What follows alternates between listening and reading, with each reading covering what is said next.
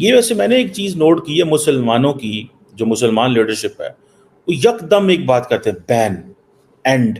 यहाँ के पॉलिटिशियंस को बहुत डर लग रहा है कि अगर तीसरी दफा भी मोदी आ गए तो इंडिया और पाकिस्तान के ताल्लुकात बेहतर नहीं हो सकते। जो इजराइल की एम्बेसी है मालदीव इंडिया के अंदर, उन्होंने कहा है जी कि मालदीव्स ने क्योंकि इजराइलियों को वेलकम करना बंद कर दिया है, लिहाजा अब जितने भी बीचेस हैं इंडिया के, सारे टूरिस्ट वहाँ आए। वो लोग हमें उस चीज़ से देखते भी नहीं है कि ये दोस्ती के काबिल भी है या नहीं है। हम इतने वीक हैं और हम दोस्ती के काबिल भी नहीं रहे। ये पिक्चर मुझे बड़ी अच्छी लगी, किसी ने शेयर की थी, 3.0 मोदी 3.0। वाकई में मोदी जी के जो थर्ड टर्म है वो बहुत खतरनाक खौफनाक होगी। राजनाथ साहब के बयानात मौजूद हैं कि जब हम दोबारा आएंगे या जब हमें ताकत मिलेगी तो फिर हम फला तरीका करेंगे। अब पाकिस्तान को इतने ताकत और हमसाई की मौजूदगी में, जिसके पास ज़्यादा मैंडेट होगा, हम भी बिल्कुल मालदीव्स की तरह ही हैं, नहीं गल करनी इंडिया के नाल, ये वो आगे पीछे। इंडिया वालों के साथ पहले भी हमारे हमदर्दी है, अब भी हमदर्दी है। वो पहले भी हमारे भाई थे, अब भी भाई है। सिर्फ कैमरे के सामने नहीं, कैमरे के पीछे भी है। चाइना ने एक तरफ तो आंखें दिखाई हैं, दूसरी तरफ जैसे जैसे मोदी जी का ये टर्म शुरू होने वाला है 4 जून के बाद, उससे पहले ही इन्होंने ट्रेड की बातें करनी शुरू कर दी। डजंट मीन कि अगर वो लोग हिंदू है तो हम उनसे नफरत करेंगे। हमारे हम मजहब ने भी ये नहीं सिखाया कि तुम किसी से नफरत कर लो। अब केरला में या ये कौन सी जगह है, निकोबार आइलैंड जो हैं, या फिर उसके बाद गोवा में, या बाकी सारी जितने भी जगह, लक्षद्वीप वगैरह हो गए, अब वहाँ पे सारे इजरायली आएंगे। जो हिंदुत्व का नजरिया है, ये एक तकलीफदेह हकीकत है, बदकिस्मत हकीकत। नमस्कार दोस्तों, इस वक्त इजराइल से भारत के लिए एक बहुत बड़ी खुशखबरी आ रही है, जहां इजराइल अपने ट्विटर पर भारत के टूरिस्ट डेस्टिनेशन को प्रमोट कर रहा है और अपने देशवासियों से कह रहा है कि इजराइल के लोगों को भारत के कोस्टल रीजन्स का टूरिज्म जरूर से करना चाहिए, क्योंकि भारत जिस तरह से गोवा, केरला, लक्षद्वीप में भारत के कोस्टल रीजन्स को प्रमोट कर रहा है और उन्हें डेवलप कर रहा है, उसका आनंद जरूर से लेना चाहिए। क्योंकि दोस्तों रिसेंटली मालदीव्स ने इजराइल पर बैन लगा दिया है और इजरायली लोगों को मालदीव्स आने से मना कर दिया है, क्योंकि मालदीव्स एक इस्लामिक देश होने के नाते फिलिस्तीन को सपोर्ट कर रहा है और एंटी इजराइल स्टैंड रख रहा है, जिसके नतीजे में उन्होंने एक बड़ा डिसीजन लिया और इस डिसीजन से भारत को काफी ज्यादा फायदा होने वाला है और भारत का टूरिज्म सेक्टर में एक बड़ा बढ़ोतरी आने वाली है। क्योंकि इजराइल के काफी सारे लोग मालदीव्स जाते हैं, वे सब अब भारत के लक्षद्वीप, अंडमान निकोबार और अन्य जगहों को विजिट करेंगे। तो चलिए इसी पर आगे पाकिस्तानी मीडिया का रिएक्शन देखते हैं। पिक्चर मुझे बड़ी अच्छी लगी, किसी ने शेयर की थी, 3.0 मोदी 3.0। वाकई में मोदी जी के जो थर्ड टर्म है वो बहुत खतरनाक खौफनाक होगी पाकिस्तान के लिए। देखिए, पहली बात ये कि पाकिस्तान के अंदर ऑलरेडी खौफ है मोदी जी का। उसके कुछ रीजंस हैं। मोदी जी बोलते नहीं, और जो बोलते नहीं वो करते जरूर हैं। और योगी जी ने जब स्टेटमेंट देनी शुरू कर दी, अगले 6 महीने में हम पीओके ले लेंगे, हम सबको सीधा कर देंगे, बुलडोजर मेरे सारे तैयार हैं।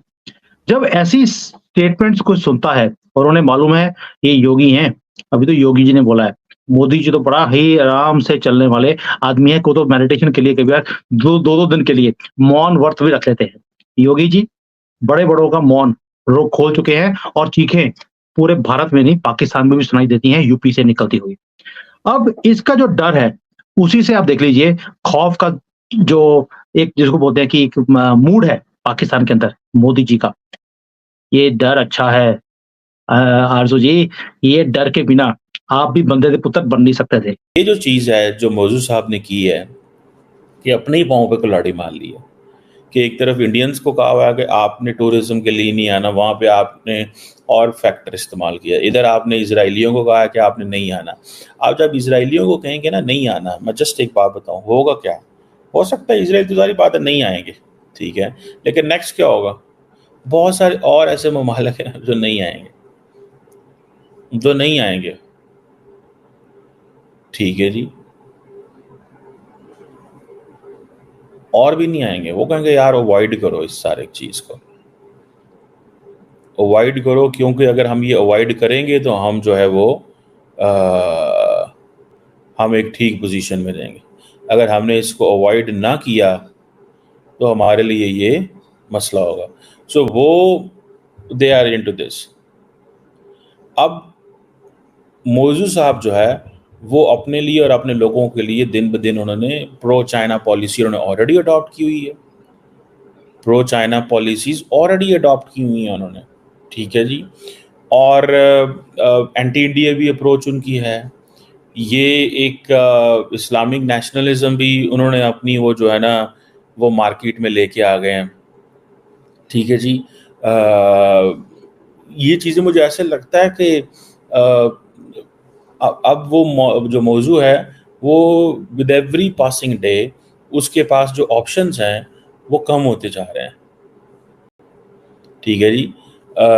और वो रियासतें उसके वो इसलिए ऑप्शंस कम होते जा रहे हैं मालदीव्स के पास, क्योंकि वो उसने अपने दोस्त जो है वो कम करने शुरू कर दिए। उसने अपने एग्रेसिव माहौल, एग्रेसिव पोस्चरिंग जो है वो उसने ज़्यादा करनी शुरू कर दी है। एंड डिस्पाइट द फैक्ट कि आपको पता है कि आपका मुल्क डिपेंडेंट है ऑन इकोनॉमी ऑफ अदर्स। अब देखें कि इसराइल को जो आपने मौका दे दिया है कि भाई आप जो है वो इसराइल को क्या मौका दिया है, ठीक है जी, एक ख़ास मौका दे दिया इसराइल को दोबारा, ठीक है, एक ख़ास मौका दिया ना, ठीक है।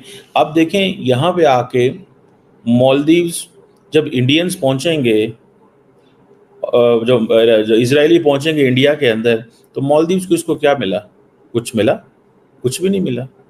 उनको क्या मिलना है?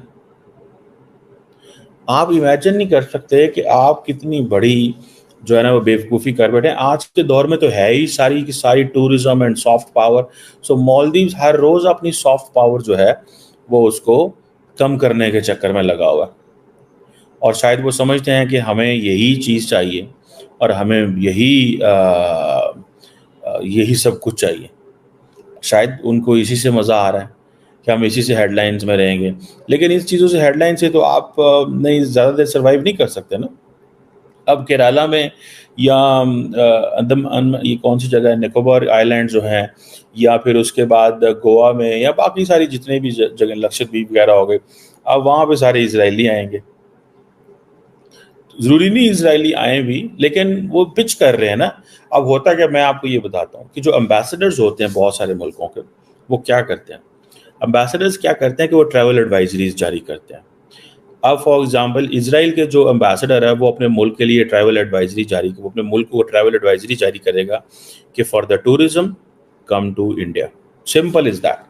मैं यहाँ बहुत सारे, क्योंकि आप देखें टूरिज्म के लिए जब वो ट्रैवल एडवाइजरी जारी करते हैं ना, इसका मतलब ये होता है, ख़ासतौर पे ये जो डेवलप्ड कंट्रीज़ हैं, इसका मतलब ये होता है कि इंफ्रास्ट्रक्चर भी ठीक है, रेस्क्यू भी ठीक है, आपकी होटलिंग भी ठीक है, फूड भी ठीक है, सेफ्टी एंड सिक्योरिटी भी है, कोई दहशतगर्दी वाला माहौल नहीं है। बहुत सारे पैरामीटर्स को वो देख रहे होते हैं कि हमारे लोगों को उस तरह कोई लूटा भी नहीं जाएगा, बदतमीज़ी भी नहीं की जाएगी। मतलब ये चीज़ें हैं जिनको वो they keep that in mind. So अब जो इजरायली एम्बेसी ने या एम्बेसडर ने जो ट्रैवल एडवाइजरी इंडिया के हवाले से जारी करनी है वो बहुत अच्छी करनी है। एंड देन आप उनको पता, वैसे भी पता है कि इसराइल के साथ, इंडिया के साथ हमारे